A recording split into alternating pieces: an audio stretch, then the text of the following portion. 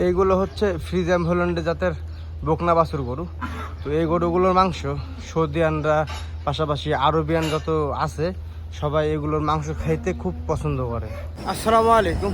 তো শুরুতেই যে গরুগুলো দেখলেন, গরুগুলো বকনা বাছুর, মানে বকনা গরু যেগুলো সেইগুলো মানে বাছুরের চাইতে একটু বড়, কিন্তু মানে আমরা সাধারণত যে গরুর মাংসগুলো খাই সেগুলো চাইতে অনেক ছোট। এখানে ওই গরুগুলোর মাংস আরবিয়ানরা খাইতে খুব বেশি পছন্দ করে, বিধায় কিন্তু আমাদের এই খামারে ওই গরুগুলো মাংসের জন্য আসে। অন্যান্য খামারে যারা দেখা যাচ্ছে লালন পালন করে তাদের হিসাব আলাদা, তারা হয়তো বা সময় নিয়ে লালন পালন করে এবং বড় করে তারপরে হয়তো বা বিক্রি করে। তো এখানে একটা বিষয় আপনাদের বলে রাখি, ওই বকনা বাছুর যে গরুগুলো ওগুলো আপনার অ্যাভারেজ ওজন আছে দেখা যাচ্ছে 250 থেকে 300 কেজি আর মধ্যে।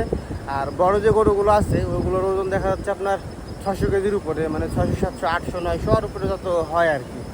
তো এইখানে আমি আপনাদেরকে ডিসপ্লেতে কম্পেয়ার করে বোঝানোর চেষ্টা করি যে ওইগুলো কত ছোট আর বড় যে গরুগুলো আছে সেগুলো কতখানি বড়, তাহলে আপনারা ক্লিয়ার হয়ে যাবেন, আপনাদের মনে কোনো মানে সন্দেহ থাকবে না। এর আগে আমি একটা ভিডিও আপলোড করছিলাম, কারণ ওটার ওজন ছিল 245 কেজি, 245 বা 250 এরকম হবে, যা হোক 250 কেজির একটা গরু যদি মনে হিসাব করা যায় তাহলে তো অনেক। দেখা যাচ্ছে 200 কেজিতে 5 মণ, 6 মণের উপরে লাইভ ওজন আছে ওই গরুগুলোর। তো অনেকে বলছিল যে ভাই 6 মণ গরুর ওজন কীভাবে ছোট হয়, তা আমি বোঝানোর চেষ্টা করছিলাম যে বড় গরুর ওজন দেখায়। তো তারপর আজকে আবার আপনাদেরকে মানে ওজন না, জাস্ট গরু দেখায়, কম্পেয়ার করে দেখায় বা কম্পেয়ার করেন আপনারা গরু দেখে, তাহলে বুঝতে পারবেন। তো চলেন মূল ভিডিওতে চলে যাই। এই যে এইগুলোই হচ্ছে আপনার ফ্রিজিয়ান হল্যান্ড জাতের বকনা বাছুর গরু, এবং গরুগুলো হচ্ছে হাই কোয়ালিটির গরু। তো আমি আপনাদেরকে প্রথমে কম্পেয়ার করে দেখাই, তাহলে বুঝতে পারবেন।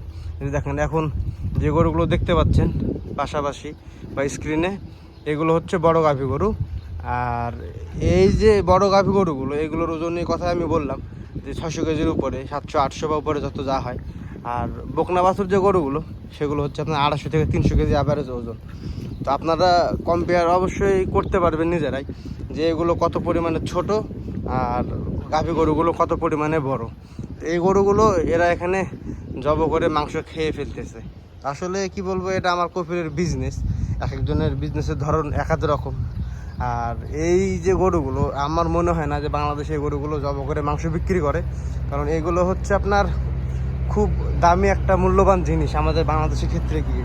কারণ আমাদের বাংলাদেশে তো একে তো আপনার এই এই হাই কোয়ালিটির গরুগুলো নাই, আর দ্বিতীয়ত যদি দেখা যাচ্ছে থাকে তো দেখা যাচ্ছে আপনার 100% হয় না। তো দেখেন গরুগুলো মাশাআল্লাহ, মানে এগুলো আমাদের দেশে হলে পারে টাইম নিয়ে ধৈর্য সহকারে এমন সুন্দরভাবে লালন পালন করবে যে এটা বলায় বাহুল্য রাখে না। তো এই গরুগুলো আবার দেখা যাচ্ছে অনেক খামারে আছে যে আপনার লালন পালন করতেছে।